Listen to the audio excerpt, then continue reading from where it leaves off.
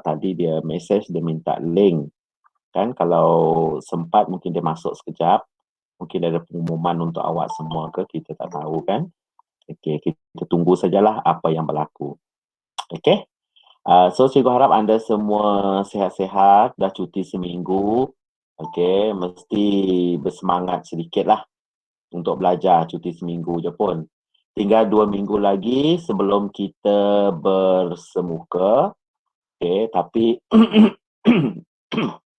saya dipahamkan yang tingkatan 6 rendah awak ini bergilir kan, tapi belum ada hitam putih lagi lah. Sebab sekarang ni pihak sekolah pun tak berani keluarkan apa-apa arahan selagi tidak ada hitam putih PPD dan juga JPNS lah. Okay. So tunggu sajalah 2 minggu je lagi kan, masih panjang lagi. Okay. So kalau perlu untuk anda bersemuka, lagi elok lah kan. Tapi kalau cara bergilir pun, separuh akan pergi sekolah, separuh akan pergi PDPR di rumah. Lepas tu esoknya yang PDPR tadi pula akan bersemuka. Yang bersemuka pula akan PDPR. Dia akan gila-gila macam tu lah. Okay. So, boleh kita mulakan? Okay, tajuk pagi ini sangat penting. Sangat penting. So, cikgu mahu di hadapan anda ada pen dan ada kertas. Cikgu nak awak catat. Saya tidak mahu... saya tak akan share slide saya ini ya, sebab slide saya ini memang khas untuk saya sahaja. Okay, so cikgu nak awak catat saja. Jangan risau, tidak ada yang panjang-panjang. Okay. Sebelum itu jangan lupa isi kehadiran. Cikgu dah share link form kehadiran dan juga jangan lupa isi datang.my. Okay, dua tu kena isi.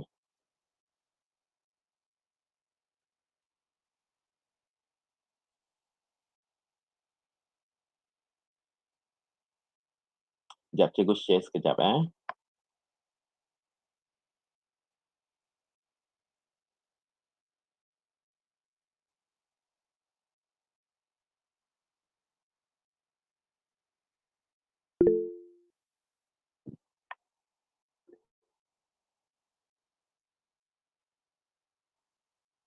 Boleh send balik link sekejap ya.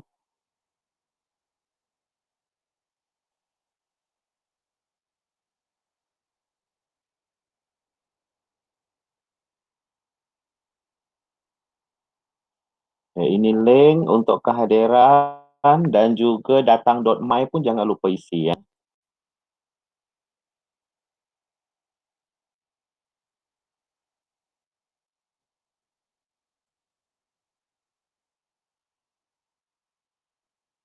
Okay, macam cikgu cakap tadi, kuliah pagi ini betul-betul penting. Just get ready your pen or pencil and then buku nota dan sebagainya. Sebab cikgu takkan share PowerPoint ini ya, slide ini. Sebab ini milik saya.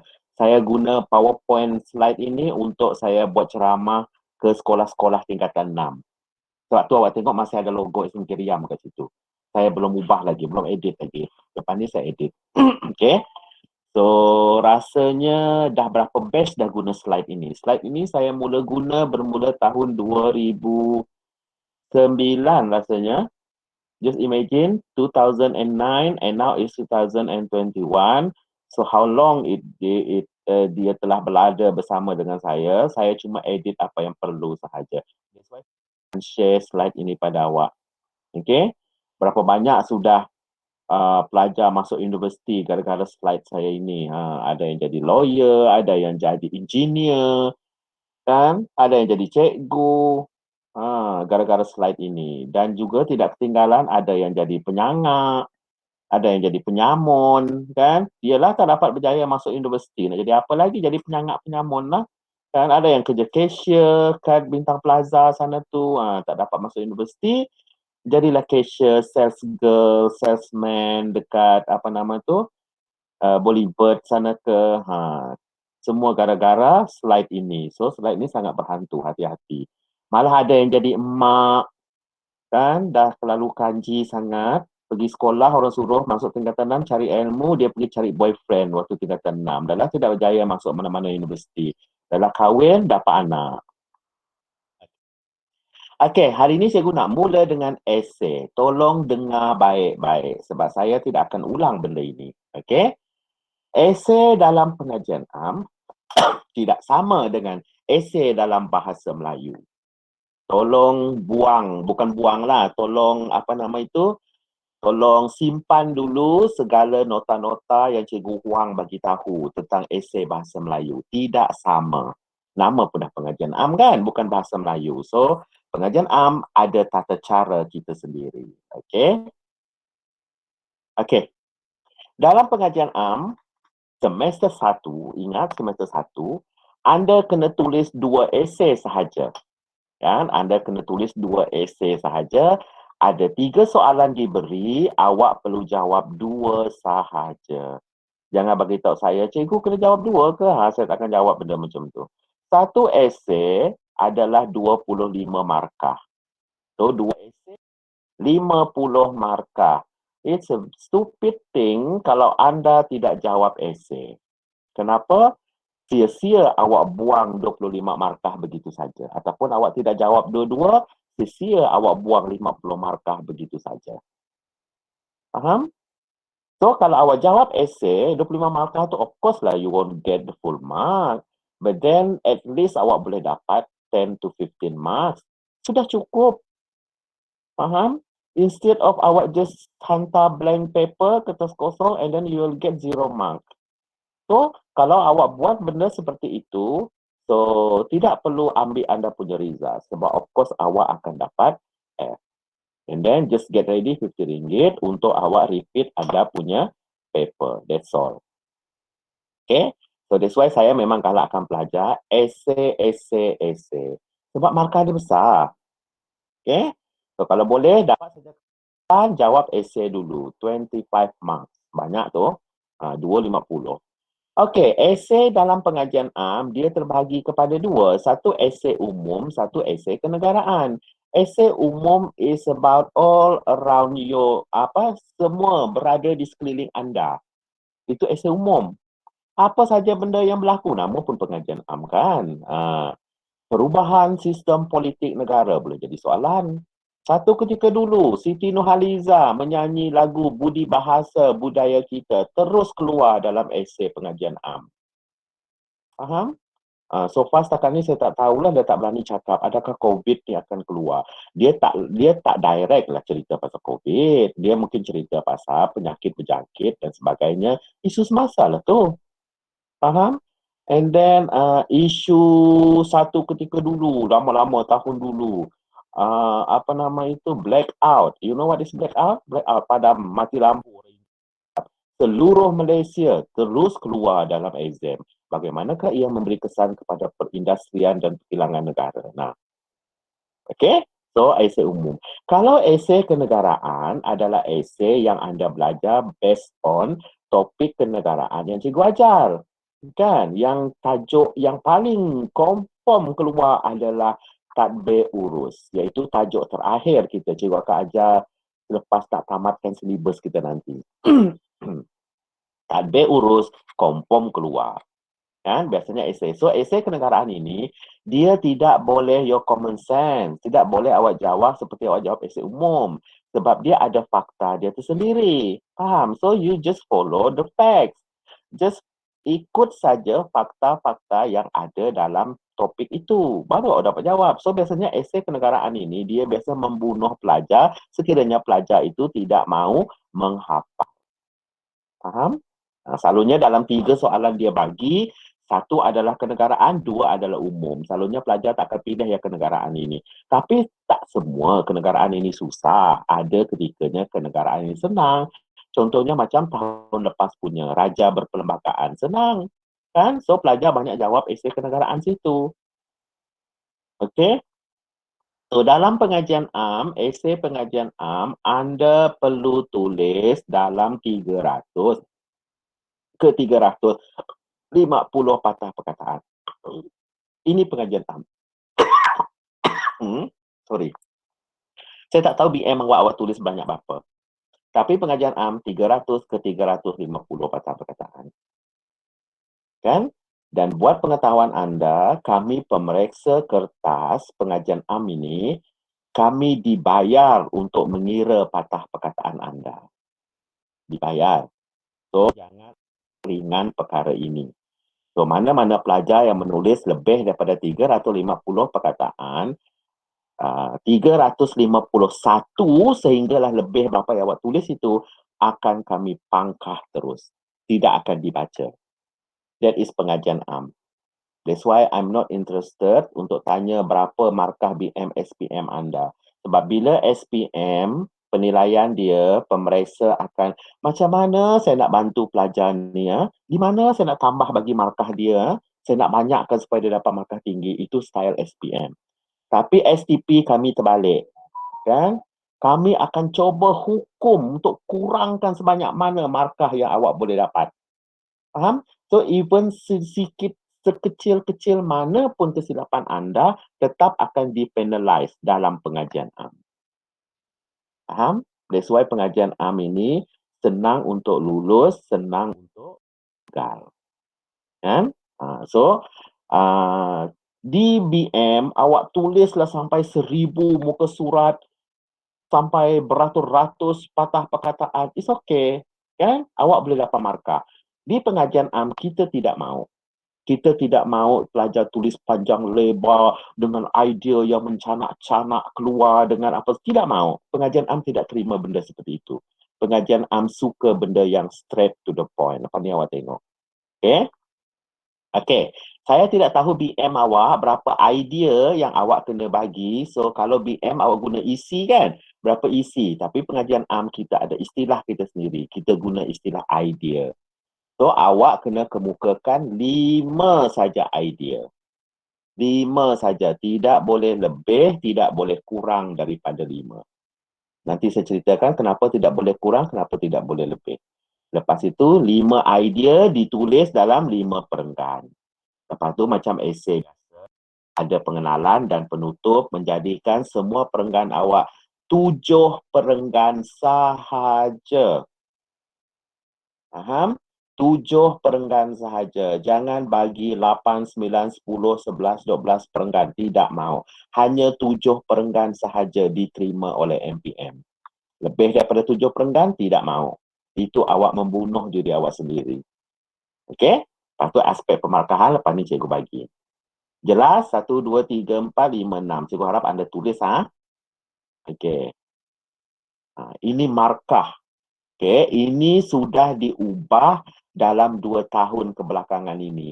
Di mana idea, ingat kita tak guna isi, kita guna idea. Idea awak adalah 10 markah. That means satu idea adalah 2 markah. Awak kena kemukakan berapa idea? 5 idea. So, 5 times 2 equal to 10 mark. So, your idea is 10. Hujah, kita guna hujah. Kalau BM, dia guna huraian. Hujah awak 10 markah juga. So, 2 darab 5. 5 idea, 1 idea, 1 hujah. Faham? Dalam satu perenggan. So, 2 darab 5, 10 markah. Bahasa 4 markah. Bahasa betul-betul besar markah dia. So, aspek bahasa amat ditekankan dalam pengajian am. Walaupun kita bukan bahasa Melayu. Please bear in mind, saya sebagai guru pengajian am, kami tidak dibenarkan untuk mengajar anda bahasa. Kami tak akan mengajar awak bahasa. Bahasa is awak bawa semasa awak tingkatan 5, tingkatan 4 di sekolah menengah dahulu. Kan? So, bawa ke sini. Pengajian am tidak dibenarkan mengajar awak bahasa. So, beruntung nasib anda apabila anda mengambil bahasa Melayu bersama dengan Cikgu Huang. So, awak boleh aplikasikan. Kan? Dalam esei pengajian am. Dan format adalah 1 markah. Nanti cikgu cerita macam mana awak boleh dapat markah format. So, all together will be 25 marks. Banyak kan? Okey. Okey, bagi markah bahasa, okey, so sekiranya bagi markah yang kecil-kecil, okey, so markah ejaan, tanda baca, koma, tak tahu letak di mana, 8 kesalahan awak akan dipotong 1 markah. Macam, alah, 8 kesalahan je pun, kan. Tapi ada budak buat, walaupun pelajar tingkatan 6, kan. So, 8 kesalahan akan dipotong 1 markah. Tapi bagi 4 kesalahan struktur ayat, apa maksud kesalahan struktur ayat? Kesalahan struktur ayat di sini, contohnya ayat anda tergantung. Apa benda budak ini tulis, cikgu tak faham. So, itu struktur ayat. Ataupun ayat anda tunggang langgang, yang subjek ke mana, predikat ke depan, subjek ke belakang dan sebagainya akan dikatakan kesalahan struktur ayat. Ataupun ayat anda awak tulis benda-benda yang entah apa-apa, merapu dan sebagainya. Ini. 4 kesalahan struktur ayat akan dipotong 1 markah. Akan dipotong 1 markah. So, bukan senang nak skor 4 markah bahasa itu. Tidak senang. Biasanya daripada 4 markah itu, pelajar akan skor 1 markah. Okay? 1 markah daripada kesalahan bahasa tersebut. Okey, Madam nak cakap sesuatu ke? Belum. Okey. So, untuk pemarkahan bahasa, okey, so sekiranya calon itu menulis lebih daripada 250 patah perkataan, awak akan dapat markah. Full mark. Bukan awak terus dapat macam tu. That means ini markah maksimum yang awak akan dapat. Daripada 4 markah tu, I'm not sure awak boleh dapat skor 4 markah. At least pun awak skor dalam 1.5, paling besar pun dalam 2 markah macam tu saja. Sebab ada markah-markah kesilapan bahasa yang anda lakukan dalam anda punya esei. Tapi sekiranya cikgu tak cukup masa saya nak tulis saya punya esei. So awak menulis dalam lingkungan 151 hingga 250 patah perkataan. So maksimum yang anda boleh dapat ialah 3 markah. Kan? 3 markah itu belum lagi ditolak dengan markah-markah kesilapan yang anda dapat. Dan of course awak tak akan dapat skor 3 markah itu penuh. Okey? Begitu juga jika anda tulis dalam 101 hingga 150 patah perkataan, maksimum yang awak dapat ialah 2 markah. Ataupun memang tak cukup sangat masa untuk awak menulis anda punya esei. Kan awak spend terlalu banyak masa pada esei yang pertama tadi. So esei kedua anda cuma mampu tulis 100, kurang daripada 100 patah perkataan. So maksimum is 1 markah. Tapi kena ingat, jika anda tulis pengenalan sahaja, tidak ada tulis idea, tidak akan dikira. Faham? Markah bahasa tidak akan dikira. You will get 0. Awak akan dapat kosong terus. Ingat, kalau hanya tulis pengenalan sahaja. Cikgu saya hanya sempat tulis pengenalan sahaja. Isi tak sempat, no. Tidak ada. Memang totally kosong itu. Okay? So, kalau lebih daripada 250 patah perkataan, sudah mencukupi sebenarnya. Kan? Untuk 7 perenggan yang cikgu nyatakan tadi. Okay? Itu adalah pemarkahan bahasa. Okay, format. Macam juga BM, kan? Cikgu Wang ajar awak, ada pengenalan. Kita panggil dalam pengajian am, kita kenali dia sebagai badan esei. Di mana badan esei itu ada 5 idea, lepas tu ada penutup. So, lengkap ketiga-tiga ini, awak akan dapat 1 markah. Tidak ada salah satu, awak akan dapat 0 markah. Contohnya, awak tulis pengenalan, lepas tu awak tulis badan esei, idea pertama, kedua, ketiga. Lepas tu, tengah tulis yang ketiga, tiba-tiba pemeriksa suruh berhenti menulis. Tak sempat tulis idea yang seterusnya dan juga penutup. So, dia macam tidak lengkap. Bila tidak lengkap, awak akan dapat 0. Faham? So, satu-satu esei untuk awak dapat markah format 1, mesti ada ketiga-tiga elemen ini. Jelas, Okey. Next, ini format dia. Ini esei anda. Pendahuluan, idea pertama, perenggan pertama is pendahuluan, perenggan kedua adalah idea pertama, tambah anda punya huraian. Perenggan ketiga adalah idea kedua, huraian. Perenggan keempat adalah idea ketiga tambah huraian. Perenggan kelima, idea keempat tambah huraian. Keenam adalah idea kelima tambah huraian. Dan perenggan yang ketujuh adalah penutup. Perenggan ini tidak boleh jumble up. Jangan sekali-kali digabungkan. Sebab perenggan yang pertama hanya untuk pendahuluan. Itu rumah pendahuluan. Jangan letak idea pertama dekat perenggan pertama. Tidak mau. Itu striknya pengajian am. Faham? Cikgu, saya tak mau buat pendahuluan. Saya terus buat idea pertama. Takut masa saya tak cukup. Awak terus kosong format di situ sebab awak tidak ada pendahuluan. Okay, sebab itu perenggan pertama itu adalah rumah untuk pendahuluan. Mustahil kamu nak masukkan orang lain dekat rumah orang lain. Contohnya ini rumah kamu, tiba-tiba orang lain masuk dalam rumah kamu, mesti kamu tidak mahu kan? So begitu juga dengan esei pengajian am. Jangan sekali-kali dijambal. Okay? Ini maksud dia untuk format esei. Cikgu harap jelas. Untuk mendapatkan kurang daripada 350 perkataan, okay, kalau kertas tulis MPM, ya saya tahu anda belum nampak lagi kan, belum lihat lagi macam mana kertas tulis dia. Tidak sama seperti kertas tulis awak SPM dulu, tidak sama. So MPM punya kertas kan, so kalau anda tulis esei, kalau tulisan anda sedang-sedang besar, kalau satu muka surat depan dengan satu muka surat belakang, sudah mencukupi. Faham? Sudah mencukupi. Tak payah ketuk-ketuk meja, minta kertas, ketuk-ketuk meja, minta kertas, ketuk-ketuk. Tak payah. Kan? Dia cuma ada satu depan, satu belakang. Cukup. 350 patah perkataan. Faham? Melainkan tulisan anda besar-besar. Tulis besar-besar apa semua. Okey, mungkin awak guna satu depan, satu belakang. Lepas tu satu depan lagi. Dia sebenarnya 3 muka surat cukup. Faham? Sebab itulah nanti bila awak duduki exam yang pertama, pemeriksa, pengawas exam dia akan bekalkan anda dengan 3 keping sahaja. Jangan terkejut. 3 keping sahaja. Jangan ketuk meja, cikgu. 3 keping ni tak cukup lah. Saya nak lagi 5 keping. No, tidak mau. MPM dia akan hadkan bilangan kertas. Faham? Sebab esei yang anda perlu tulis hanya 2. So, macam cikgu cakap tadi, satu muka surat depan, satu muka surat belakang, sekeping. Lepas tu, satu muka surat depan, satu muka surat belakang, 2 keping. So, 2 keping untuk anda tulis. Kepingan yang ketiga itu adalah untuk anda lakaran. Tapi selalunya pelajar tak akan guna untuk melakar kepingan yang ketiga. Dia akan guna lakar saja dalam kertas soalan anda. Sebab kertas soalan STPM, dia memang ada banyak ruangan-ruangan kosong yang membolehkan pelajar untuk melakar-lakar idea katanya. Don't worry, jangan risau. Faham?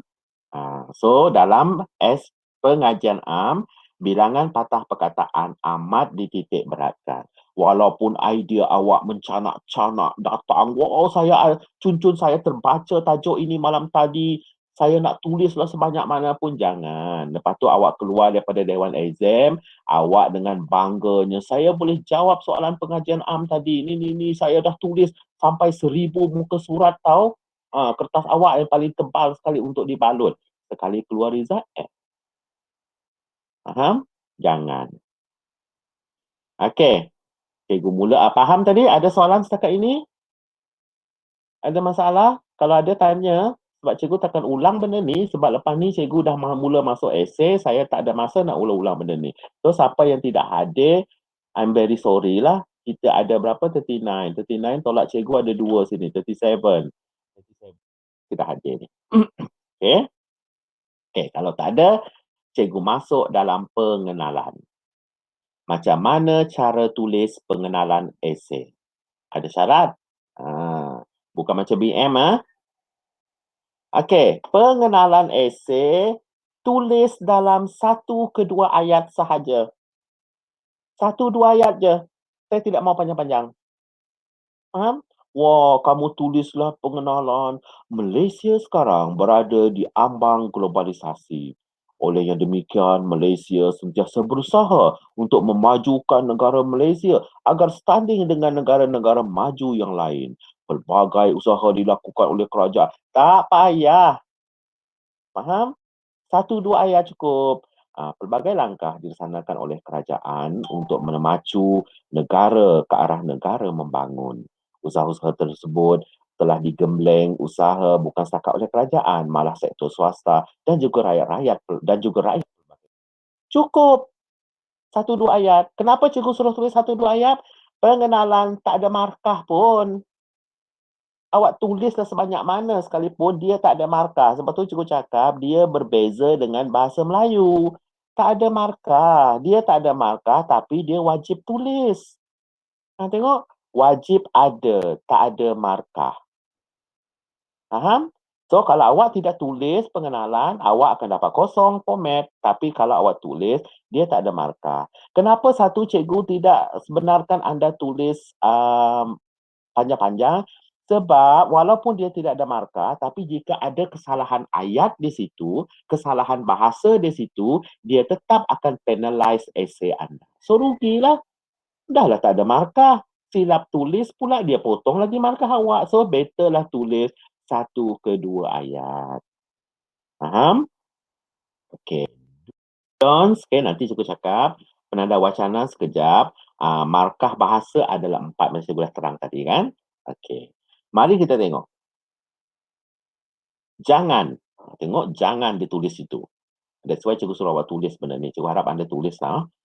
Jangan. Pertama, untuk pengenalan. Jangan definisikan. Faham? Ada pelajar dia suka definisikan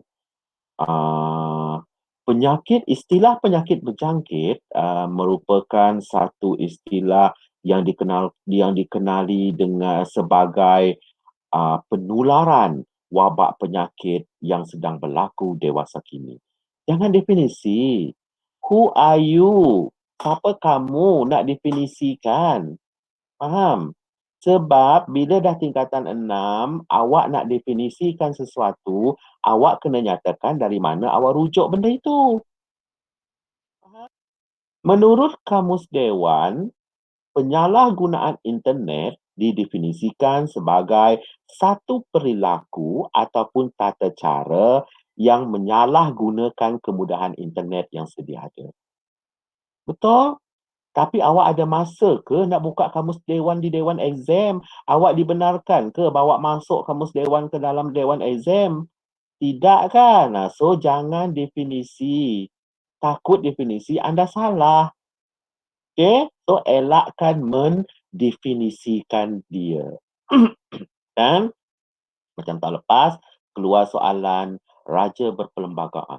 Malaysia merupakan sebuah negara yang mengamalkan raja berperlembagaan. Raja perlembagaan ialah merupakan satu corak pemerintahan. Jangan definisi. Kan? Sebab takut awak salahkan definisi. Tersalah mendefinisikan. Walaupun awak hafal satu kamus tu awak hafal dan awak definisi, tak payah. Awak membunuh diri awak sendiri. Buat saja pengenalan dengan cara biasa. Okey? Yang kedua is statistik. Jangan masukkan statistik dalam pengenalan. Kan? Menurut Jabatan Perangkaan Negara, didapati bahawa seramai 17,000 penganggur dalam kalangan remaja berusia 21 tahun hingga 25 tahun. Betul ke statistik awak tu? Kan? Kalau di universiti, pensyarah akan tanya, mana awak tahu 17,000 ni? Dia kata, awak kena tunjuk bukti kat dia. Kan? That's why lah tingkatan 6 ini mengajar awak macam mana cara-cara hidup di universiti. Macam mana cara-cara belajar di universiti. So, jangan guna statistik. Kod awak kata 17,000 bilangan penganggur, sekali rupa-rupanya bilangan penganggur cuma 900 orang je. Nah, takkah awak menipu di situ? Kan? So, dia dapat tangkap awak di situ, tipu dia, pangkah satu esei awak. Sebab cerita tak betul. So, jangan gatal-gatal guna statistik. Dan awak kena tahu, statistik yang betul-betul diterima adalah statistik daripada Jabatan Perangkaan. Kalau statistik setakat dalam surat khabar, tidak diterima. Dari mana awak dapat statistik ni? Daripada surat khabar, berita harian. No. Universiti tidak terima surat khabar. Faham? Bukti dari surat khabar tidak diterima. Sebab surat khabar itu kebanyakan wartawan-wartawan itu adalah penulis bebas. So, dia tidak terima. Penulis bebas, mungkin wartawan itu dia bekas pelajar tingkatan 6, mungkin pelajar itu dia bekas pelajar SPM. Faham? So, dia tidak ada apa-apa kepakaran untuk menulis seperti itu. That's why universiti tidak mengiktiraf surat khabar. Dan surat khabar digelar sebagai bahan bacaan picisan. Perkataan picisan, P-I-C-I-S-A-N. So, dia macam ada pun tak ada pun tak apa, tak ada pun tak apa.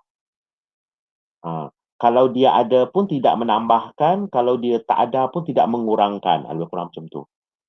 Just imagine kalau kita manusia dikategorikan seperti itu, kamu hadir pun tak apa, kamu tak hadir pun tak apa. Mau kamu manusia picisan. Cikgu perkenalkan istilah baru untuk awak hari ini. So, surat khabar adalah dikenali sebagai bahan bacaan picisan. Okay, jangan guna. So, jangan masukkan statistik. Yang ketiga adalah jangan masukkan contoh dalam pengenalan. Ini pun ramai lagi budak masih buat. Kan, even kami memeriksa satu Malaysia pun ramai juga masih buat. Apa nama itu? Penganiayaan kanak-kanak seringkali berlaku dewasa ini. Seperti membuli kanak-kanak, mendera kanak-kanak, merogol kanak-kanak. Masukkan contoh. Jangan masukkan contoh dalam pengenalan. Make it umum. Biar dia umum. Dan yang terakhir, jangan masukkan idea dalam pengenalan. Ada juga dia masukkan idea dalam pengenalan. Punca-punca berlakunya kemasukan pendatang asing ke dalam Malaysia ialah seperti kestabilan ekonomi di Malaysia, kestabilan pokoma, kestabilan politik, peluang pekerjaan yang banyak. Dia senaraikan idea dalam pengenalan. Lepas tu baru dia masuk perenggan idea, dia cerita balik benda tu. So, di situ telah berlaku satu repetition, pengulangan idea. So, pengulangan idea akan ditolak satu markah. Faham? Jangan masukkan idea dalam pengenalan. Buat umum saja dan buat ringkas. That's why saya suruh tulis satu ke dua ayat saja. Sebab kalau awak tulis banyak ayat, awak akan merapu. Awak akan merapu, akan banyaklah benda awak tulis di situ dan sebagainya. Nanti cikgu bagi tahu apa sebab MPM menghadkan patah perkataan. Sebab kita tak nak awak merapu. Faham? Awak bersekolah, contoh soalan, awak bersekolah di mana?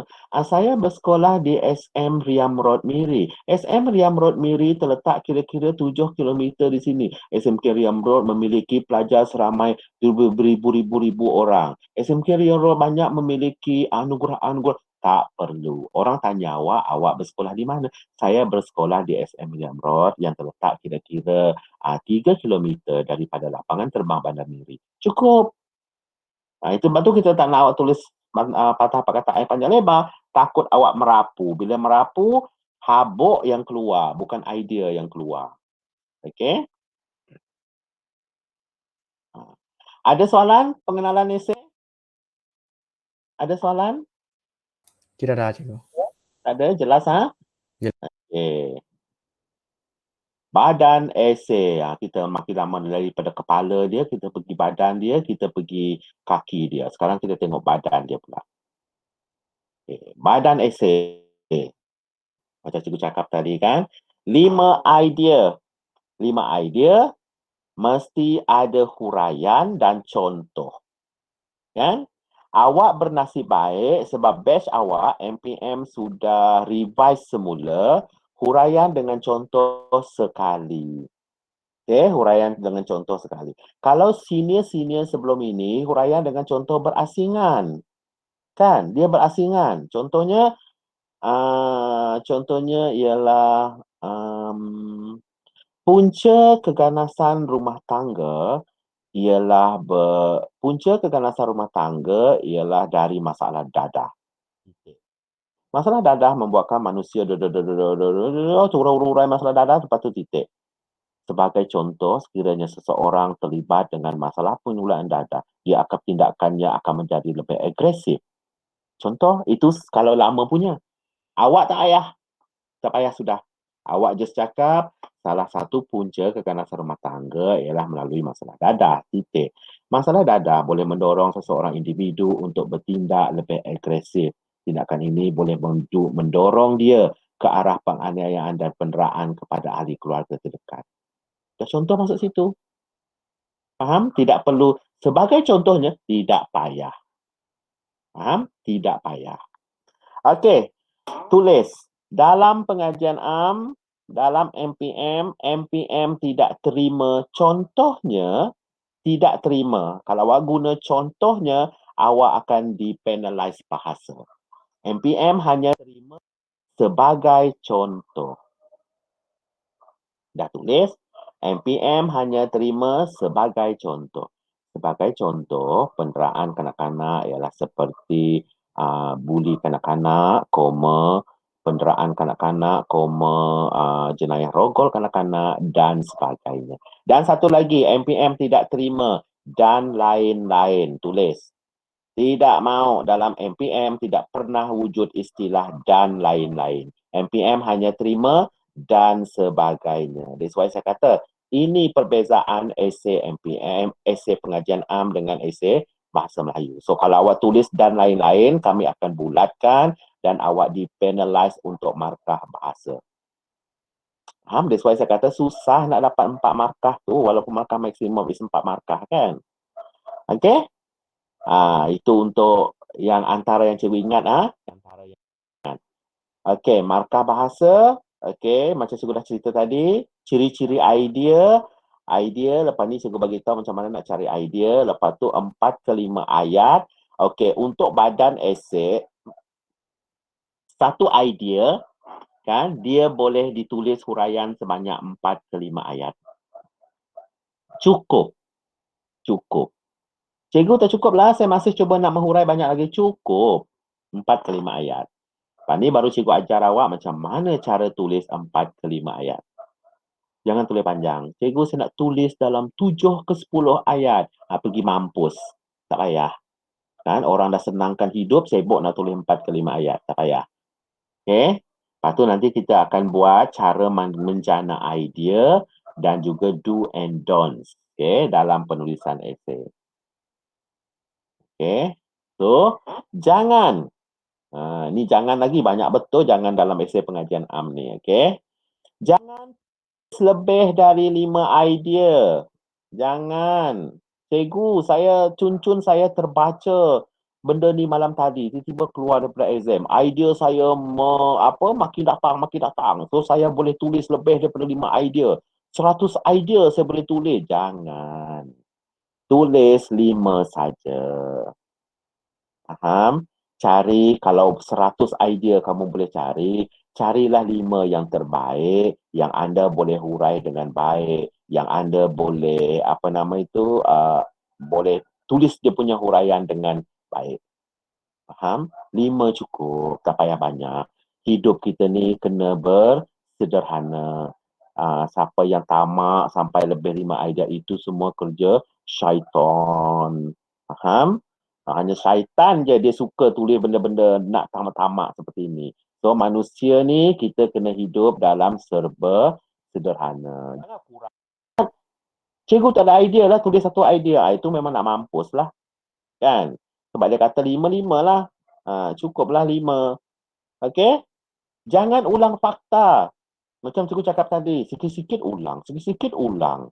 Dekat perenggan ini tulis lagi fakta ini. Lepas tu perenggan satu lagi tulis lagi fakta itu. Lelah fakta itu je lah awak tulis, tidak mahu. Bila masa awak akan mengulang fakta, bila awak tidak ada idea. Mulalah dia ulang fakta dan sebagainya. Jangan. Okay? Jangan menghitung. Okey, satu jangan menghitung ni adalah jangan hitung patah perkataan, makan masa. Okey, tak payah hitung. Kan cikgu dah cakap tadi, kalau tulisan awak sederhana besar, cukuplah satu muka surat depan and then satu muka surat belakang. Cukup. Awak selamat. Kan? Berapa ratus, bukan ratus, ribu transkrip kami dah semak. Saya dapat gambaran dah bahawa pelajar tu kalau dia tulis muka surat depan, cukup. Awak takkan lebih 350 perkataan. Faham? Jangan buang masa untuk menghitung. Itu menghitung yang pertama. Menghitung yang kedua. Okey, contohnya soalan itu adalah tentang langkah-langkah mengatasi pembalakan haram. Contohnya. Okey, dia minta langkah-langkah. Awak kena bagi 5 langkah tau sebab 5 idea kan. Langkah-langkah pembalakan haram. So, awak pun tulis dengan confidentnya. Langkah yang pertama ialah, lepas tu masuk perenggan ke seterusnya. Langkah yang kedua ialah, masuk perenggan seterusnya. Langkah yang ketiga ialah, sehinggalah. Langkah yang kelima ialah, jangan menghitung. Faham? Dalam pengajian am tidak boleh hitung. I'm not sure BM boleh hitung ataupun tidak. Okay, so pengajian am jangan hitung. So, langkah untuk mengatasi pembalakan haram ialah Selain itu, lepas ni, dalam pengajian am, kita banyak menggunakan penanda wacana. Ada cikgu share kan? Saya share penanda wacana dalam grup Telegram kita. Make sure awak download dan awak print. Kalau tak ada printer, make sure awak tulis dalam satu kertas, buat cantik-cantik, tampalkan di rumah anda setiap kali awak ulang kaji, tengok balik penanda wacana itu. Ini cikgu ceritakan kenapa penanda wacana itu penting. Okey, yang seterusnya. 1, 2, 3, 4. Yang keempat, jangan hina kerajaan. Ini MPM dah tekankan sebab awak rata-ratanya pelajar yang matang lah kononnya kan. Awak kan berusia antara 18 tahun, 19 tahun. So, kira matang. Lepas ni awak belajar sistem kehakiman Malaysia, baru awak tahu. Bila awak berusia atas 17 tahun, awak dikira dewasa. Awak bukan remaja, jangan perasan Datuk Nenek cakap, I'm still young, saya masih remaja. Tak adanya remaja. You are 18 years old and above. So, bila awak belajar tajuk kenegaraan lepas ini, tajuk sistem kehakiman, so, awak kalau melakukan kesalahan, denda awak, hukuman awak sama seperti hukuman saya. Sama seperti hukuman orang dewasa yang lain, mak bapak awak, cikgu-cikgu awak dan sebagainya. Faham? Jangan ingat, kalau saya mencuri tak apa, saya masuk sekolah Henry Geni saja. Tak adanya istilah macam itu. Kan? 18 tahun ke atas tidak ada Henry Geni dalam hidup awak. Apa dalam hidup awak? Penjara. Faham? That's why tajuk ini diajar pada usia awak. Sebab awak sudah dikira dewasa. Bukan, I'm a teenagers, youngsters. Pergi mampus dengan teenagers, youngsters awak tu. Tak adanya kan. Awak sudah dewasa sekarang. Faham? So, kalau yang lelaki awak merogol pada usia 18 tahun, awak tetap akan dikenakan sebatan. Faham? Tolonglah hakim, saya ni baru 18 tahun, muda lagi. Janganlah sebab saya tak ada. 18 tahun ke atas sama. So, jangan hina kerajaan tadi. Cikgu bagi cerita pada awak satu ketika dululah. Cikgu tak ingat dalam tahun bila. Okay, masa itu esei pengajian am, ada satu kertas ini. Okay, kertas ini dia ditulis oleh seorang pelajar dari negeri Kelantan. Bila dia menulis, dia bercerita tentang parti politik. Tak ingatlah apa soalan waktu itu, tapi dia kaitkan dengan parti politik. Dan dia mengagung-agungkan parti politik PAS. Tahu parti politik PAS? Kita dah belajar pilihan raya kan? PAS adalah satu-satunya parti politik yang memperjuangkan agama Islam. Dan so dia betul-betul pro dengan PAS ni tadi. Lepas tu dia kutuk parti politik Barisan Nasional pada ketika itu. Kau-kau dalam kertas dia. Kan? So dia macam kutuk betul-betul. So apa yang berlaku? Pemeriksa itu waktu itu dia terkejut. Wow, pelajar ini dia tulis tentang ni, memang tulisan dia memang hebat lah. Pelajar tu macam memang orang berilmu lah. Kan? So, bila kita jumpa kertas soalan seperti ini yang berbaur politik, berbaur apa nama itu, perkauman. Perkauman ada 2 tahun kebelakang. Seorang perempuan, kita tahu perempuan sebab nombor IC awak, perempuan kalau hujung dia adalah genap, awak perempuan. Kalau ganjil, awak lelaki. So, kita tahulah dia punya penulisan itu, dia memang perempuan. Lepas tu dia berbangsa India. Kenapa kita kutuk dia berbangsa, kenapa kita tahu dia berbangsa? Sebab dia kutuk, dia macam mempertahankan kaum India. Dia kata, why? Dia kata, sebab itulah kaum India sering dikutuk. Padahal kaum India tidak pernah mengutuk kaum lain. Kaum India dikatakan makan babi. Kaum India dikatakan hitam legam. So dia kutuk dia macam racist. Kan? Tapi ketika itu kita tahu tulisan dia tu dia tujukan kepada kaum Melayu. Kan? So bila ada jumpa kertas soalan seperti ini, awak dengar baik-baik. Bila kita jumpa jenis yang parti politik atau perkauman sensitif ini, kertas soalan anda akan dimasukkan dalam sampul merah. Itu dah tahap tinggi tu. Sampul merah. Kalau awak didapati meniru, kertas jawapan anda itu tadi akan dimasukkan dalam sampul hijau. Tapi kalau dah sampul merah, kertas soalan itu kena dikirimkan 24 jam ke MPM. Faham? Ini jangan pandang ringan awak punya STP ni. Awak hentamlah kerajaan mana pun, awak hentamlah kaum mana pun, tak kisah pun. Sebab awak bawah 17 tahun, dikira penulisan awak ketika itu awak masih mentah, awak tidak tahu apa lagi. So, orang tak ambil kisah. Paling-paling pun dia just penalize awak punya idea saja. Kan? Tapi bila STP, no. Jangan macam-macam. Penulisan awak akan dibaca betul-betul. So, bila dah masuk dalam sampul merah, awak tidak akan dapat result. Faham? Bila dah masuk dalam sampul merah, proses penyiasatan pun bermula. So, yang kes India tu saya tak tahulah. Tapi kes yang Kelantan tu, lepas itu pihak MPM pun turun, siasat pelajar ini daripada sekolah mana, mereka pun siasat. Ada berapa orang classmate dia? Let's say classmate dia 20 orang. So, ditengok kan result classmate, penulisan classmate yang lain tu. Ada tak kutuk kerajaan? Kalau ada, pengajian am dia akan jadi mangsa. Cikgu pengajian am dia akan dipanggil dan akan disiasat. Kenapa you mengajar pengajian am 20 pelajar ini, ke-20 mereka kutuk kerajaan. Cikgu kena di situ. Maka cikgu pun akan digari dan dibawa ke mahkamah. Tapi kes ketika itu, rakan-rakan dia lain tak ada kutuk kerajaan. Kan? Lepas itu, bila macam tu, cikgu itu selamat. That means cikgu tu tak ada masalah. Cikgu tu mengajar dengan betul. Lepas tu, siasat latar belakang pelajar itu. Rupa-rupanya, bapa pelajar itu adalah orang kuat parti PAS. Oh, ini adalah masalah rumah tangga. So, dia orang kuat parti PAS. Dia pergi, bukan meracuni minda lah. Dia pergi mempengaruhi anak-anak dia dan sebagainya. Supaya menyokong parti PAS sehingga pengaruh menulis seperti itu. So, bila family, polis pun cari bapa, gari bapa. So, that's why saya kata jangan pandang mudah. Faham? Ini cikgu cerita pada awak. Sebab saya pemeriksa, saya tahu. Kalau awak dapat cikgu pengajian am yang bukan pemeriksa, dia tak akan cerita benda ni pada awak. Kan? Sebab dia tak tahu. Kan? So, apa segala yang anda tulis, apabila berada di dalam tingkatan 6, semuanya akan diambil kira. Jangan main-main.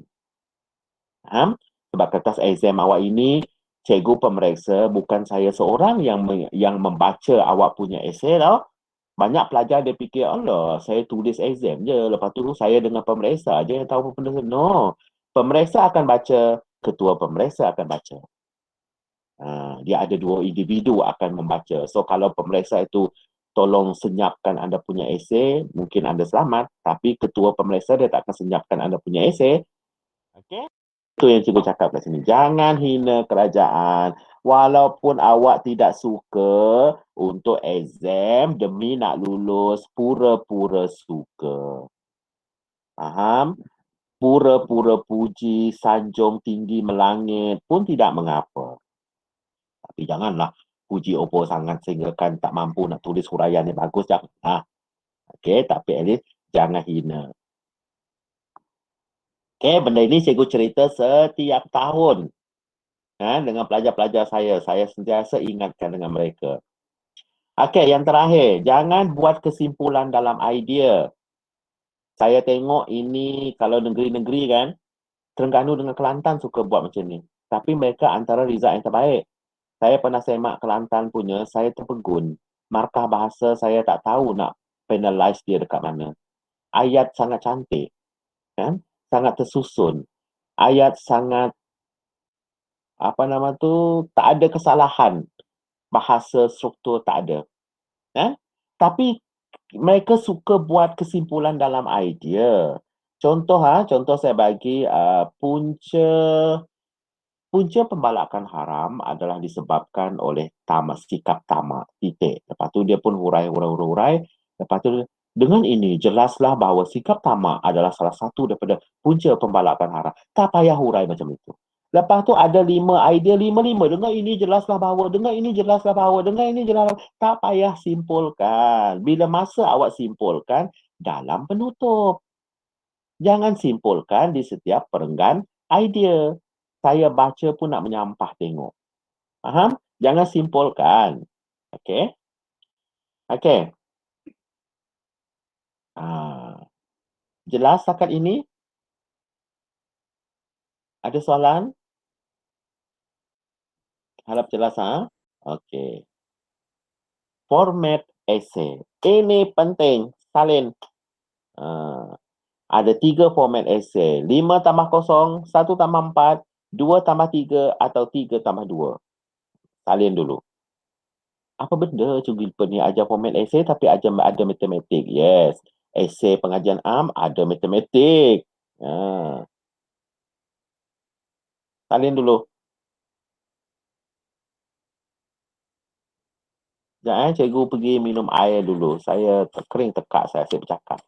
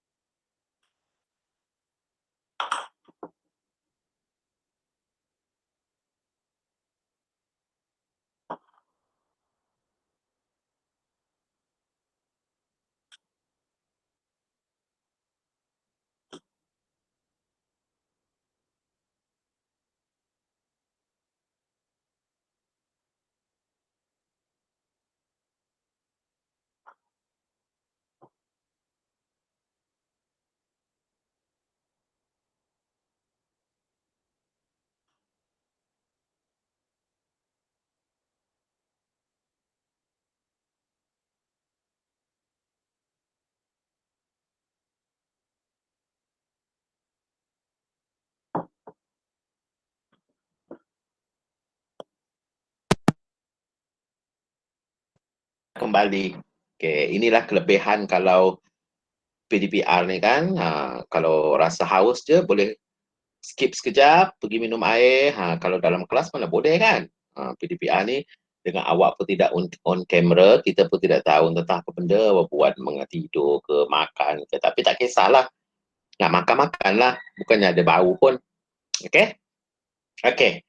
3 format essay. 5+0, 1+4, 2+3, 3+2.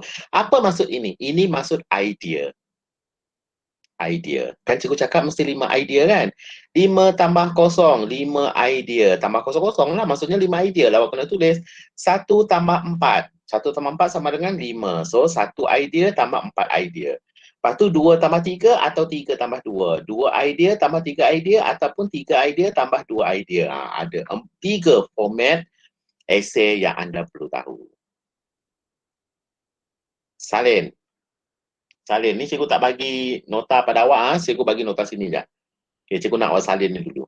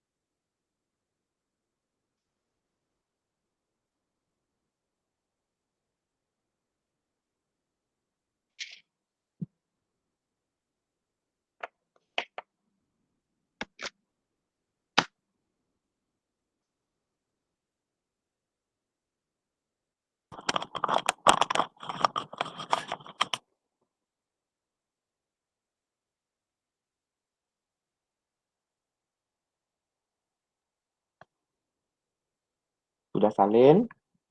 Cikgu guna headphone. Bila guna headphone, terlalu lama headphone tu melekat kat telinga, rasa macam tak selesa pula.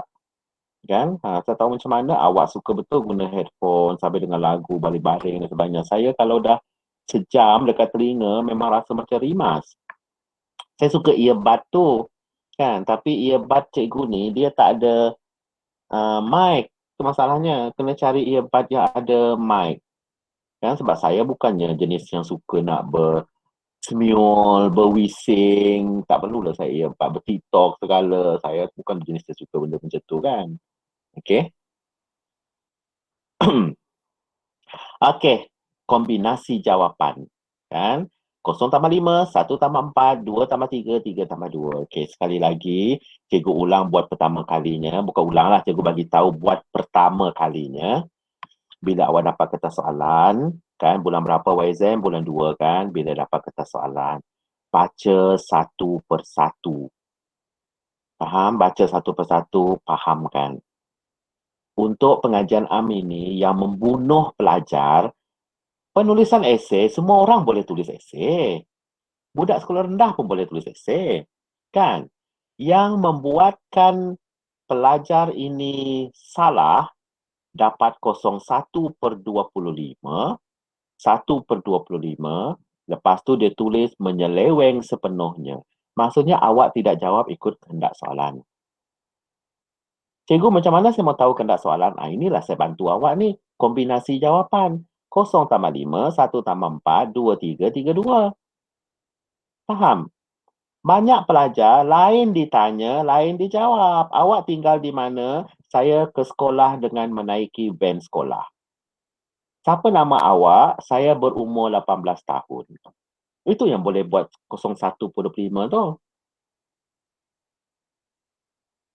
Maksudnya, menyeleweng sepenuhnya. Faham? Okey. Baca satu persatu. Tidak salah. Biar kita jadi orang bodoh, yang penting kita buat benda yang betul. Okey, tengok soalan 1. Apabila kombinasi dia 0 tambah 5. Tengok soalan dia. Uraikan kepentingan teknologi satelit kepada bidang komunikasi dan perhubungan di Malaysia. Baca betul-betul. Uraikan. Okey, baca satu. Uraikan kepentingan teknologi satelit kepada bidang komunikasi dan perhubungan di Malaysia. Okey, dia minta kepentingan, dia minta teknologi satelit. Lepas tu dia minta kepada bidang komunikasi dan perhubungan. Bukan kepada bidang pendidikan, bukan kepada bidang keuangan, bukan kepada bidang pelancongan, bukan. Dia cuma mahu satu bidang saja, iaitu bidang komunikasi dan perhubungan. Apa dia minta? Kepentingan. Faham? So di sini 0 tambah 5, awak kena nyatakan 5 kepentingan sahaja. 5 kepentingan sahaja. Baru awak tidak lari. Okey? Tengok kombinasi yang kedua. 1 tambah 4. 1 tambah 4. Kemalangan jalan raya sering kali berlaku terutama di musim-musim perayaan telah disebabkan oleh kecuaian manusia sendiri. Titik. Huraikan faktor-faktor penyebab kemalangan jalan raya. Baca balik. Kemalangan jalan raya. Oh, soalan ni tentang kemalangan jalan raya. Seringkali berlaku terutama di musim-musim perayaan. Oh, ini adalah dia punya ayat-ayat bunga-bunga dia. Adalah disebabkan. Disebabkan ini apa kelas? Disebabkan ini mencerminkan apa? Siapa boleh jawab? Punca. Very good, Aaron Dian. Disebabkan ini adalah punca. Dengar baik-baik. Dalam esei pengajian AM, PKL. PKL. Punca kesan langkah. Punca kesan langkah. PKL. Kalau awak pergi dekat kedai kereta, Pujut, Miri Lutong tu, awak nampak ada satu kedai kereta tu kan. Dia punya bos dia adalah PKL. Pangkah Tian. Masih muda, umur 40 tahun tapi sudah jadi toke jual kereta. Saya kenal sebab saya pernah beli kereta dengan dia. Sebab kereta dia Plat kereta dia plat Penang, PKL, semua plat kereta dah. Ingat, punca kesal langkah. Tapi oleh kerana MPM cakap PKL ni macam sikit sangat, so dia tambah lagi peranan kepentingan. PKL, PK. PKL, PK. Punca kesan langkah peranan kepentingan. So di sini awak tahu bahawa disebabkan ini memberi maksud kepada punca oleh kecuaian manusia sendiri. Huraikan faktor-faktor penyebab. Penyebab ini pula, penyebab dengan disebabkan sama tak kelas? Sama kan? Punca kan? Kemalangan jalan raya. Faham? Sebab tu dia 1/4. Kenapa satu itu merujuk kepada kecuaian sendiri? Bermaksud, MPM memudahkan hidup anda, dia bagi awak satu idea sudah. Apa idea itu? Kecuaian manusia sendiri. Faham? Sebab soalan ini dia minta punca-punca kemalangan jalan raya. So, salah satu punca idea MPM dah bagi. Kecuaian manusia sendiri. So, satu adalah idea wajib. Maksud idea wajib, wajib awak tulis. Di sini MPM dah bagi awak idea. Dia dah bagi awak 2 markah sudah tu. So, kalau awak tidak guna idea kecuaian manusia sendiri itu, awak sangat-sangat bangang in the world. Sebab orang dah bagi dah awak idea. Free-free dia bagi awak 2 markah kan tu. Awak tulis kecuaian manusia sendiri, automatik awak dapat 2 markah. Kan? So, di sini MPM hendak menguji macam mana awak menulis huraian kecuaian manusia sendiri. 2 markah. Jadi, itu betul lah. Itu idea yang pertama MPM bagi awak. Wajib tulis. Sebab dia 1/4. Satu tu idea wajib. Idea wajib adalah idea yang diberi oleh MPM. So, awak kena cari, satu MPM sudah bagi. So, awak kena cari 4 lagi idea yang lain. 4 lagi punca lain. 4 lagi faktor-faktor penyebab kemalangan jalan raya yang lain. So, 1+4. Jadi 5 idea. That's why cikgu cakap, jangan tulis lebih dari 5 idea. Kalau awak tulis 6 idea, 1+5. Mana ada format macam tu dalam MPM kan? Sebab itulah mesti 1+4. Mesti 5 idea. Jelas? Okey. Yang ketiga, apa pula 2+3? 3+2. Okey. Masalah ponteng sekolah perlulah dirungkai bermula dari akar umbinya. Titik. Langkah-langkah yang drastik perlu diambil untuk membantras gejala ini berleluasa. Bincangkan. Faham? Soalan ni tentang apa? Masalah ponteng sekolah. Okey, tengok ayat pertama. Ayat yang pertama tu, perlulah dirungkai bermula dari akar umbinya. Perlulah dirungkai. Tahu apa itu dirungkai? Kalau BM lemah, man tak tahulah. Perlulah dirungkai bermula dari akar umbinya. Cuma bagi tahu saya, apa benda ini? Apa maksud ayat merah ini? Perlulah dirungkai bermula dari akar umbinya. Dia tunjukkan apa tu? Apa benda dia mahu di situ?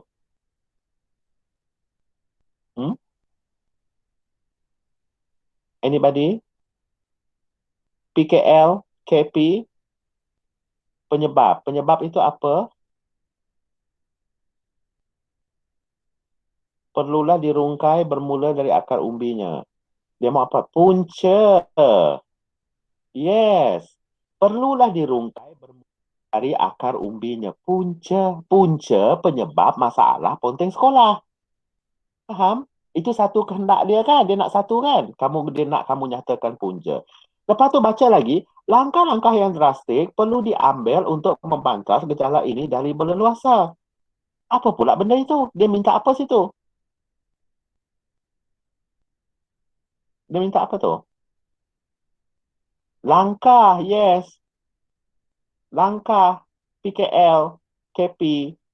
So, bermaksud soalan ini dia minta 2 benda, betul? Dia minta satu adalah punca, satu adalah langkah. Ada 2 benda dia minta. So, awak tahu, okey. Isu dia masalah ponteng sekolah. Apakah kehendak soalan dia? Punca dan langkah. So, macam mana awak nak tulis? Saya nak tulis berapa langkah, saya nak tulis berapa punca. Cara dia, 2+3, 3+2. Apa maksud 2+3? Awak boleh tulis 2 punca, 3 langkah. Ataupun cikgu, saya tak tahulah, saya banyak langkah, saya cuma tahu banyak punca saja. Boleh. Tulislah 3 punca, 2 langkah. Tu yang 2 tambah 3, 3 tambah 2. Faham? Jangan tulis 1 tambah 4 pula. 1 punca, 4 langkah. Ataupun tulis 5 punca, 5 langkah. Jangan. Dia mau 2, 3, 3, 2 sahaja. Faham? Cikgu, katalah saya ni tak ada idea, cikgu. Saya lebih tahu langkah daripada punca. Punca saya tahu 1 saja. Langkah saya tahu 4. Jika anda tulis seperti itu, langkah awak bagi 4, padahal maksimum yang anda boleh bagi adalah 3, betul? Jika anda tulis 4, yang keempat itu akan dibuang. Tidak akan disemak. So, anda rugi. Dibuatnya yang keempat tu idea, betul? Itu pula yang kena buang, mampus kat situ. Faham? Dah lah langkah yang lain tu tak betul. Masuk pula langkah keempat tu pula yang tidak diterima. So, tulislah 2 tambah 3, 3 tambah 2. 2 punca, 3 langkah. Ataupun 3 punca, 2 langkah. Itu maksud 2, 3, 3, 2. Faham? Siapa yang tak faham boleh tanya sebelum cikgu move to the next slide. Faham, ha? Okay, very good, Adrina.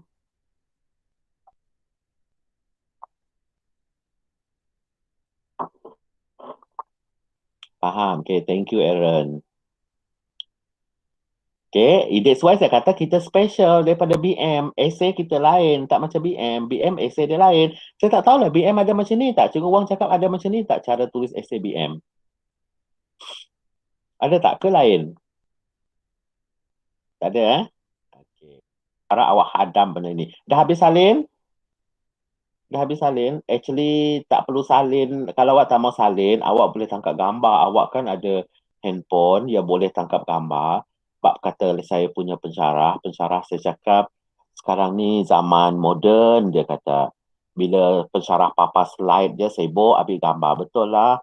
Kalau zaman cikgu universiti dulu, bila pensyarah papas slide, tak guna PowerPoint tak guna projector pun, dia just guna OHP tu je. So bila pensyarah papar saja, cepat-cepat kita menyalin. Sebab ada jenis pensyarah ni, dia tak peduli. Dia main next je. Tak peduli awak dah habis salin ataupun tidak. Jadi kita pun macam robot. Salin, cepat-cepat. Takut dia dah move to the next slide. Kan? Sekarang ni tak perlu sudah. Pensyarah mengajar, ambil gambar je. Tangkap gambar. Tapi pastikan memori handphone awak besar lah. Yelah, kalau dah 8 subjek awak tangkap gambar, mampuslah kat situ kan. Dibuatnya awak boyfriend awak lagi, gambar girlfriend awak lagi. Gambar girlfriend awak dah memenuhi 1/2 daripada awak punya memori. Kan? Itulah. Okay? Okay. Next. Elakkan. Ini dalam esei pengajian. Ayat yang panjang. Jangan tulis ayat yang panjang-panjang.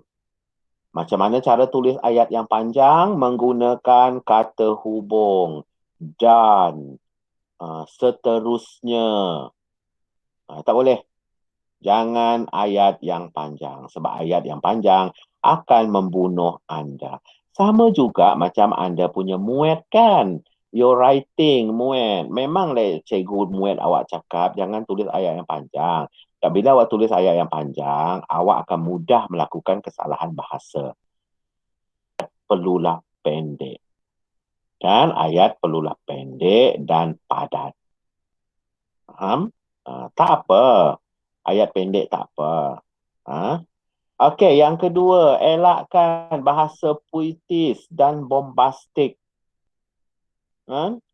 Dalam mendepani era pandemik COVID-19 yang semakin mengacau bilaukan dunia pada dewasa ini, kita perlulah sentiasa berganding bahu, bersatu, apalagi, dan berpegangan tangan. Kita satukan hati kita menuju satu tekad. Tak payah. Faham? Dalam pengajian kami tak berminat pun dengan bahasa puitis anda ataupun guna bahasa yang bombastik. Lantaran lentera itu, apalagi, Apa lagi? Kalau cikgu SMK Riam, kalau SMK Riam ada cikgu Faizul. Awak sempat tak dengan cikgu Faizul dulu? Bekas budak Riam. Kon ada tak pagi ni? Mana Kon? Saya tak nampak pun nama Kon. Kon tak masuk kelas? Ya, cikgu. Kenapa, cikgu? Ada. Kon, siapa cikgu BM kamu dulu? Cikgu apa? Tak ingat nama dia, cikgu. Cikgu, nama cikgu pun tidak ingat. Nama Gerek ingat pula. Nama Gerek saya pun tak ingat, cikgu. Okey, so kalau cikgu Riam dulu, cikgu Faizul bahasa dia sangat cantik. Kan saya selut dengan dia. So kalau kamu dapat cikgu Faizul, tolong jangan bawa ilmu-ilmu dia dalam pengajian am. Kan sebab dia suka bahasa dia sangat cantik. Kan bahasa dia sangat cantik, poetik. Ataupun bahasa dia sangat bombastik. Apa lagi? Ada satu istilah yang budak Riam suka buat macam tu. Sebab saya tahu dia pengaruh cikgu Faizul. Apa yang dia suka tu? Konklusi boleh diterima. Konklusinya sebagai kesimpulannya boleh. Kan? Jangan cari bahasa-bahasa bombastik yang pemeriksa terpaksa buka kamus untuk mencari benda itu, tidak boleh. Faham? Tak payah, guna saja simple word. Yes, sudah terang lagi bersuruh. Apa nama itu? Peribahasa tidak mau. Tidak mau peribahasa. Pengajian am sangat benci dengan peribahasa. Okey? Contohnya rasuah ibarat duri dalam daging. Pergi mampus dengan duri dalam daging kamu tu. Kita tidak mahu. Jangan letak peribahasa kat situ. Okey? Itu kalau bahasa yang puitis dan apa nama itu bombastik. Guna je bahasa standard. Faham? Even kat universiti pun kita disuruh menggunakan bahasa standard. Kan? Universiti tak terima bahasa. Melainkan awak kursus BM dan kesusastraan Melayu. Seperti bekas student saya dulu, Form 6 tahun 2019, Adeline dia dapat bahasa dan kesusastraan Melayu dari Universiti Malaya. Dia kata, cikgu, saya banyak belajar bahasa-bahasa puitis. Bagus, nanti kamu send dengan cikgu bahasa-bahasa puitis yang kamu belajar. Saya kata, okey. Ataupun will coming soon. Okay, saya punya bekas student, abang super senior awak lah dia kan. Yang sekarang ni kan tengah kecoh, kemasukan ke universiti kan, your super senior. So one of them is Cleveron, mungkin anda kenal ke tak kenal kan, bekas athlete college jugalah, dulu dia sekolah Riam Road. Dia dapat kesusastraan bahasa Inggeris, Universiti Malaya. You see, sastra bahasa Inggeris tu, kan, nak belajar muat pun kita masih tengah-nganga masuk lalat mulut, dia belajar sastra bahasa Inggeris. Cikgu pun tak pakar dalam sastra bahasa Inggeris. Belajar tulisan Shakespeare, belajar tulisan, siapa nama yang seangkatan dengan Shakespeare tu? Yang dia banyak tulis tentang Romeo and Juliet is Shakespeare. Belajar tentang tu. Can you imagine? Itu bolehlah bahasa puisi dan bombastik. Kan? Saya kata dengan dia Cleveron, memang minat literature ke? Sebab muat dia band 6 tau. Pandai, punya memang pandai speaking London. Kan, parent dia bukannya jenis yang speaking di rumah kan. Di rumah dia cakap Iban, cakap Cina je tu. Cinco macam tu je. Kan, tiba-tiba bahasa Inggeris boleh score band 6. Mana tak selut. Kan. Okey, tu boleh lah. Okey, yang terakhir, jangan guna singkatan. Jangan sekali-kali guna singkatan. MPM, pengajian am, tidak terima singkatan. Faham? Hanya singkatan yang diketahui umum. Contohnya SPM, MPM, COVID. COVID maksud dia adalah corona virus. Kan? Itu masuk COVID sebenarnya kan? So, yang singkatan macam tu boleh. Jangan pula awak singkatkan perkataan awak sendiri macam awak tulis mesej dengan cikgu tu. Singkatan-singkatan yang YG, sangat SGT, itu tidak mau. Faham? Tolong jangan guna singkatan dalam pengajian am. Walaupun dia bukan bahasa Melayu, tapi dia still strict dengan benda-benda seperti itu. Okey? So, ini saya bercerita dengan anda. Elakkan benda ini dalam anda punya penulisan esei. Okey, last. Penutup. Cikgu buat sampai penutup. Saya tak Bagi banyak-banyak. Kan baca banyak-banyak pula, takut meletup pula otak awak nanti menerima benda ni. Okey? Okey, penutup sama seperti pengenalan, tiada markah. Ya, pengajian am ni, pengenalan dengan penutup tak ada markah, tapi dia wajib. Wajib dibuat sebab kalau tidak awak buat, markah format awak akan jadi kosong. Kan? Jahat sangat pengajian am ini. Okey. Bila tidak ada markah, tulislah 1 ke 2 ayat saja cukup. Tak ada markah, berapa nak tulis panjang lebar? Kan? Okey, 1 ke 2 ayat sahaja.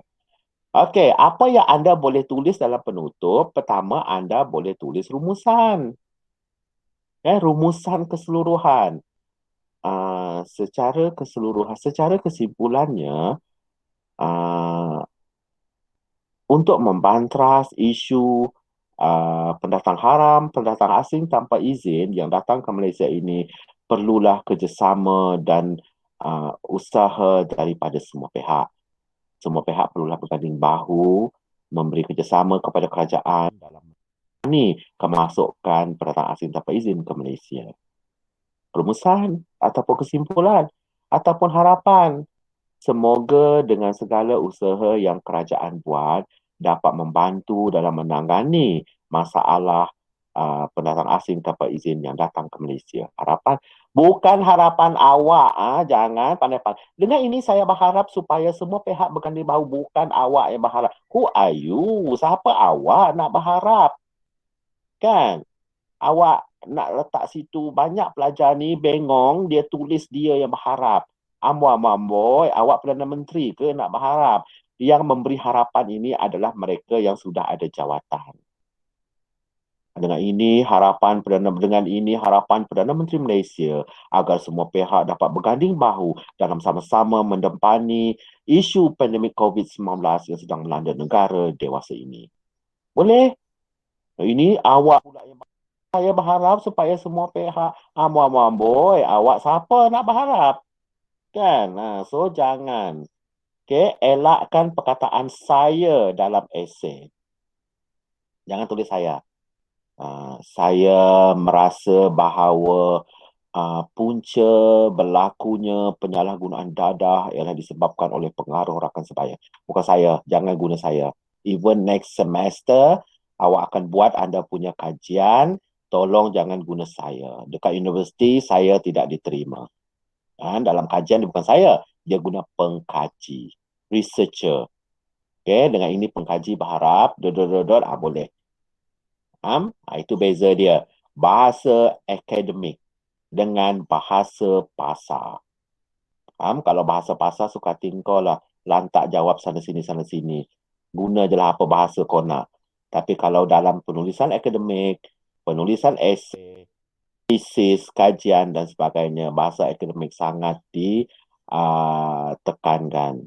Kan? Especially jangan guna bahasa yang apa orang kata, masih ingat tak Komsas BM awak dulu? Hyperbola. Pernah dengar hyperbola? Hyperbola is perbandingan yang melebih-lebih, dia kata.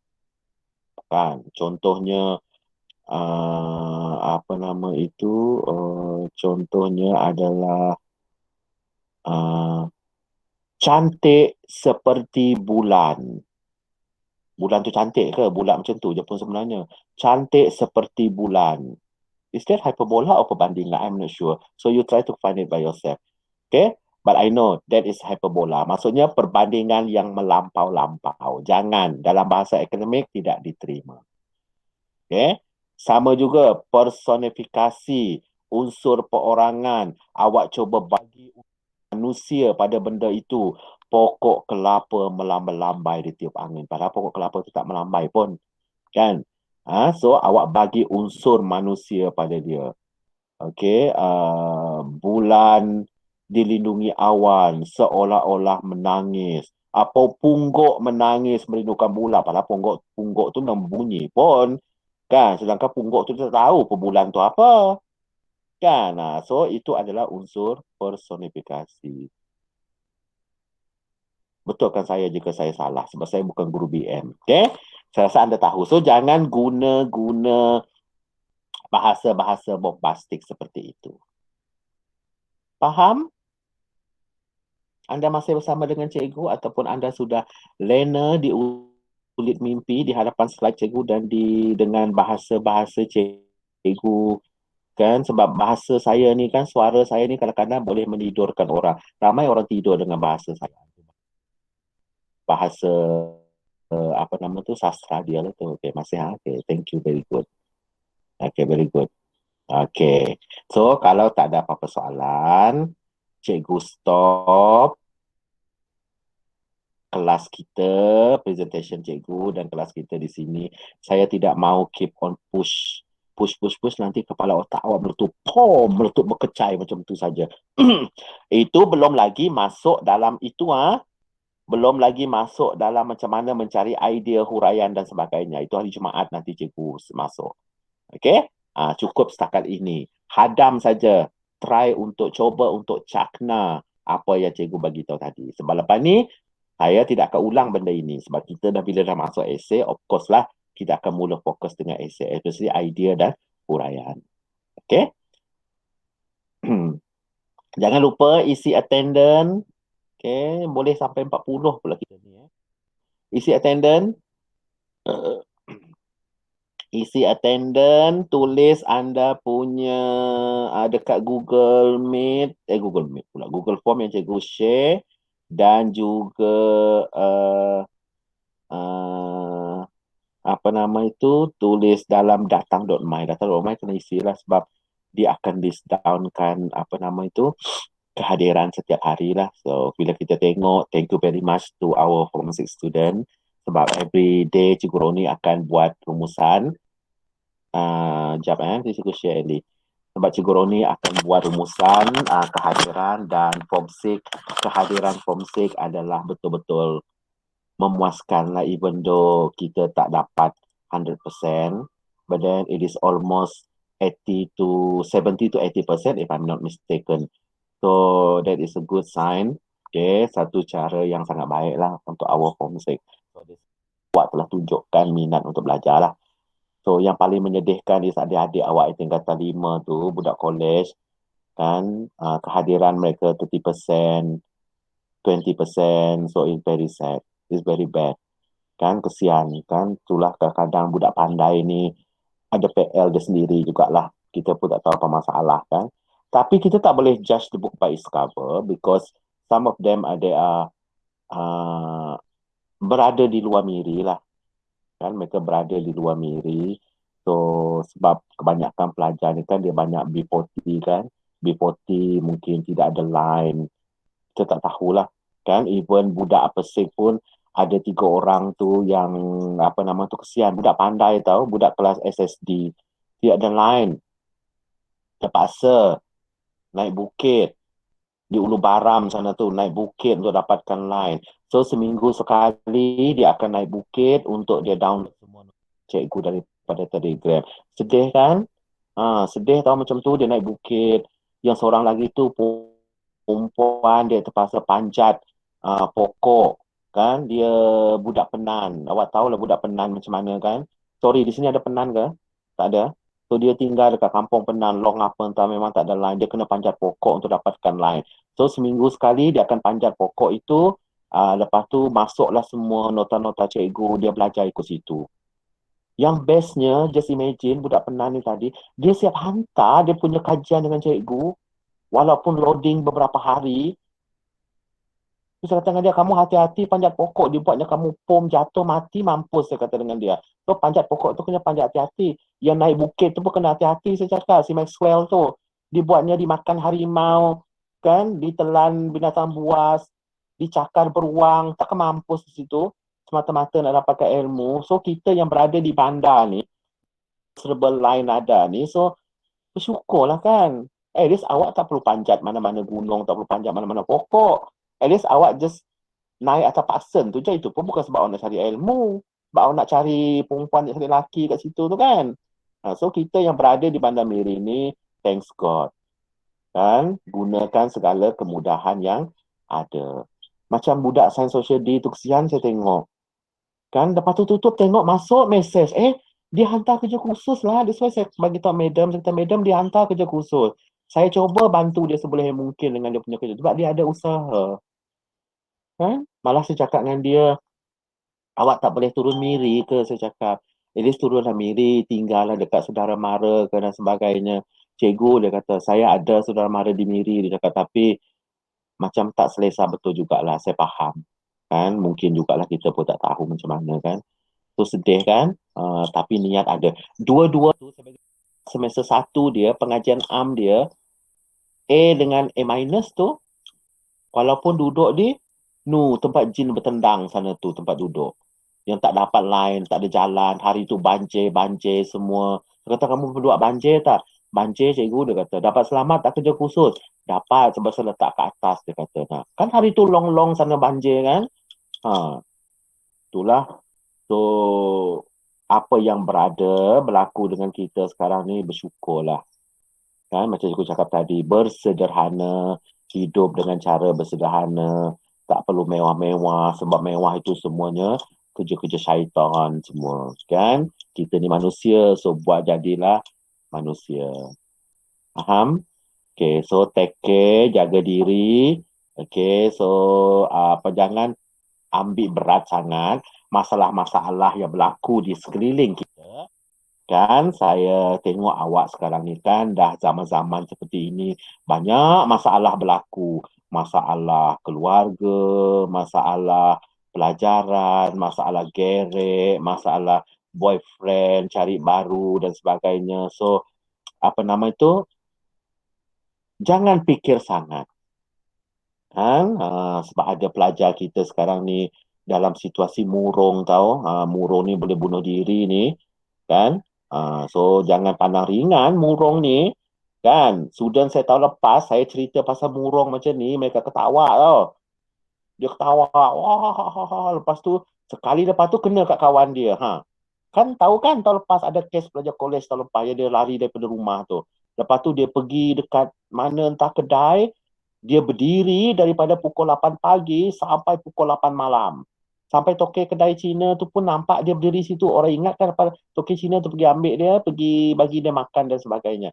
Dia keluar, bawa duit walau 1 sen pun tak bawa handphone. Classmate dia, Sains Social C waktu tu, pergi cari dia 1 miri tau. Mereka suruh cikgu nak ikut tak? Saya kata, kamu pergi dululah, kalau ada apa-apa bagi tahu cikgu, saya kata. Lepas tu saya menyusul kemudian. Tengok dia dah dipanggil oleh ambulan, dibawa oleh ambulan. Jangan macam-macam murung dalam zaman sekarang. Okay? The most important thing is, happy go lucky. Jangan ambil masalah sebagai benda berat. Yes, just happy. Jangan fikir sangat masalah kita dan sebagainya. Kan? Tuhan tidak akan menguji umat dia melebihi kemampuan umat dia sendiri. Faham? Dan Tuhan tidak akan mengubah nasib sesuatu kaum itu melainkan kaum itu sendiri. Dia tak akan ubah nasib awak. Awak yang perlu mengubah nasib awak sendiri. Faham? Okay, so tolong kenali rakan anda. Kukut ada yang masalah murung. Tutup tengok, dah mati dah dia rupanya. Kau mesti tahu di mana rakan anda berada, masalah rakan anda dan sebagainya. Faham? Okey, cukup dah saya membebel. Pukul 12 sudah, 1.5 jam. So, kita jumpa pada hari Jumaat nanti. Okey? So, sekian, terima kasih. Anda boleh dismiss. Terima kasih, Thank you, cikgu. Cikgu.